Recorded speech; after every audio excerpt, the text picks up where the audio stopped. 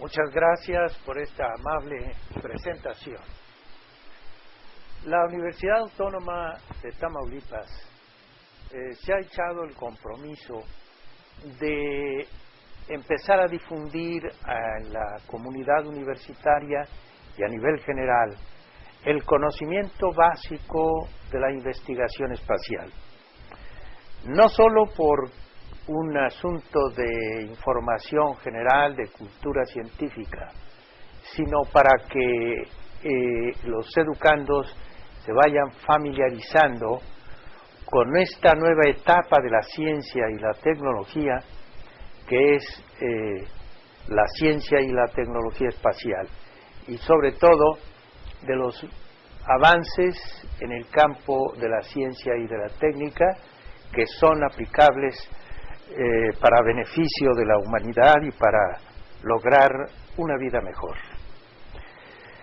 Para entrar en materia, quizás en pláticas posteriores, sobre cómo se comporta el ser humano o el organismo humano en el espacio exterior y cómo han ocurrido una serie de experiencias en las últimas 4 décadas de la presencia del hombre, del ser humano en el espacio, es necesario familiarizarse un poco con las características del medio ambiente espacial.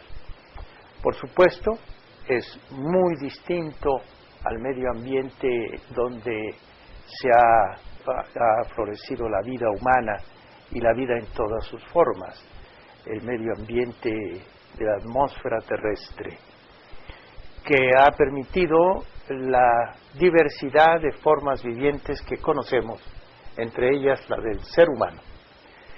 Pero debemos reconocer que el espacio vital en que se mueve el hombre, y cuando digo hombre me refiero al género Homo, es muy pequeño, es muy limitado.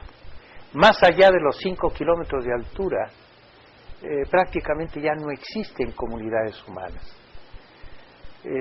Solo excepcionalmente en los Andes o en el Tíbet se dan algunas aldeas, algunos asentamientos, sobre todo de tipo provisional, por investigación o por explotación minera o por alguna otra razón.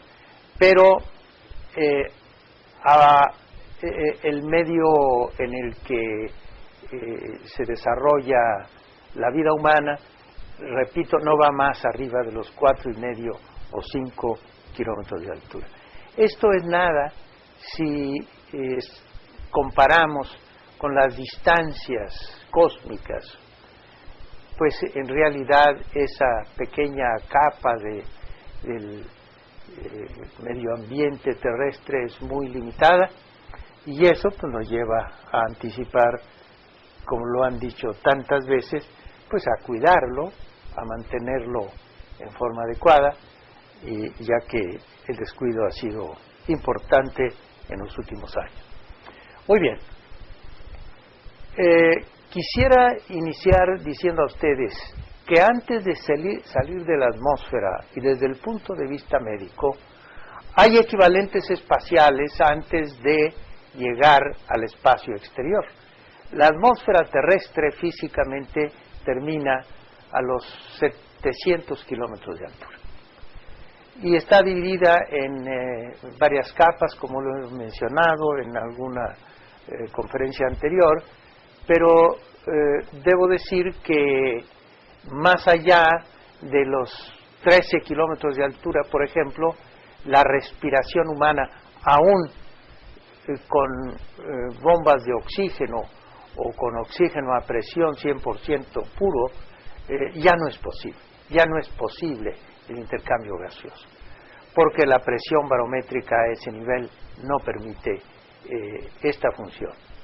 A los 20 kilómetros de altura se inicia lo que se llama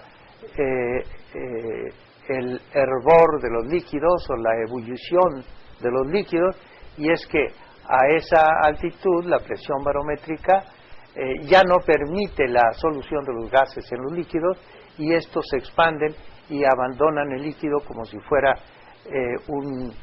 un líquido hirviendo. A los 100 kilómetros de altura, por ejemplo, ya la atmósfera terrestre, su aire, sus dos componentes están tan rarificados que no permite la dispersión de la luz solar. Por lo tanto, a los 100 kilómetros de altura aproximadamente se inicia lo que se llama la oscuridad absoluta del espacio. Pero tampoco se puede transmitir el sonido de la voz humana, por decir algo, o el ruido que produce un disparo o un cañonazo. Así pueden dispararse cañones de cualquier calibre, no se oirán arriba de los 100 kilómetros de altura. ¿Por qué? Porque las moléculas del aire están tan separadas ya una de otra que no permiten la transmisión aérea del sonido. Y así hay otros equivalentes que no vamos a detenernos más en analizar, pero quería significarles que si bien vamos a hablar en esta ocasión de las características del medio ambiente espacial, quería dejar claro que dentro de la atmósfera terrestre la vida es imposible a ciertos niveles sobre el nivel del mar. Uno de los primeros factores en que se encuentra el astronauta cuando inicia un vuelo en órbita, un vuelo hacia la Luna y próximamente vuelos interplanetarios, es la ausencia de gravedad. La ausencia de gravedad se da en órbita terrestre cuando una nave a 28.000 kilómetros por hora y volando tangencialmente a la superficie de la Tierra desarrolla una fuerza centrífuga que es exactamente de la misma magnitud, pero de signo contrario a la fuerza centrípeta que es la de la atracción gravitacional terrestre. El resultado es cero. Y eso hace que los astronautas, una vez que entran en órbita terrestre o en trayectoria interplanetaria, pierden su peso o casi pierden su peso. Y este es uno de los factores que impone el mayor número de cambios en el organismo humano. Tantos como que ya estamos delineando el perfil del hombre cósmico. O sea, en este libro que he publicado hace algunos años a través del Instituto Politécnico Nacional y que fue premiado por el contenido de su hipótesis, de su tesis, por la Academia Internacional de Astronáutica, libro del que soy autor y que se llama La Ruta hacia el Hombre Cósmico. Este factor, la ausencia de gravedad, es el que configura o configurará el futuro ser humano. Es el que dará la antropometría humana espacial, la antropometría espacial y el perfil del hombre cósmico.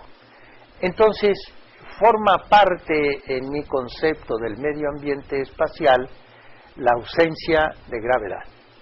Pero por supuesto la ausencia de atmósfera, que pues realmente para fines de la fisiología humana se inicia mucho antes de que termine o lleguemos al límite superior de la atmósfera, pues es otro factor importantísimo, aunque el espacio exterior no es un vacío absoluto. Sabemos que existen no solamente moléculas de gases como la del oxígeno y del nitrógeno, se dice por ahí que 10 moléculas por centímetro cúbico, en fin, esto de las moléculas que puede haber en un metro cúbico o en un centímetro cúbico es lo de menos. Lo cierto es que para fines de la física y de la medicina el espacio exterior es vacío. Y en ese caso, pues no se dispone de aire, de oxígeno, de presión barométrica. El otro factor importantísimo del espacio exterior es la radiación cósmica. Hay dos tipos de radiación que habitualmente consideramos, y es la radiación de partículas, que son los rayos cósmicos galácticos y los rayos cósmicos solares, y la radiación electromagnética, que es la luz visible, la luz infrarroja, las ondas de radio, las microondas, la luz ultravioleta, los rayos X y los rayos gamma. Disculpe. Ahora bien, en el espacio exterior se tiene la necesidad de proteger a los seres vivos, a los astronautas en particular, de la radiación corpuscular que viene del Sol o que viene de otras estrellas y quizás de otras galaxias. Veamos, del Sol hay una emanación continua de material ionizado que se denomina viento solar. Es la emanación constante de este material que se origina en la corona o en la superficie del Sol y que es lanzada radialmente en todas direcciones en el espacio interplanetario. Son partículas compuestas de núcleos de hidrógeno, que son protones, núcleos de helio, que son los rayos alfa, núcleos de elementos más pesados como el carbono, el oxígeno o metales como el hierro, el níquel, etc. Y finalmente electrones. Esto es lo que se considera como viento solar, el viento solar. Pero en algunos momentos, sobre todo cada 11 años, en la actividad básica del Sol, hay emanaciones o explosiones en la superficie del Sol como consecuencia de la creación de campos magnéticos poderosísimos que en algún momento se manifiestan con explosiones de tipo protuberancias como esta, o bien como flamas o fulgores. Y en ese momento ya no es un viento solar el que estamos recibiendo en las proximidades de la Tierra, sino son verdaderas tormentas solares. Y esas tormentas tienen los mismos componentes del viento solar, pero en cantidad muy, muy superior y a velocidades mayores. Las partículas del viento solar se desplazan en promedio a 400, 500 kilómetros por segundo. En el caso de las tormentas solares es una velocidad similar, pero sobre todo de una intensidad y de una carga muchísimo mayor. Esto trae como consecuencia cambios importantes en el medio